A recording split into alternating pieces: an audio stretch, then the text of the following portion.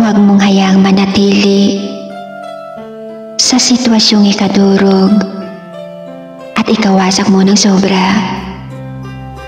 Luwagan mo yung tali na nakagapos sa iyo. Gawin mong kumawala dahil maaari ka rin malunod sa isang lugar kung saan ka nanatili. Palayain mo ang sarili mo. Kung alam mong nahihirapan ka na, huwag kang mag-stay sa isang sitwasyon na alam mong ikaw din ang masasaktan.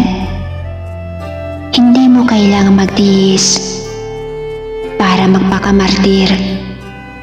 Dahil habang nandyan ka sa sitwasyon na palagi ding nagpapahirap sa'yo, sarili mo lang ang sinasaktan mo.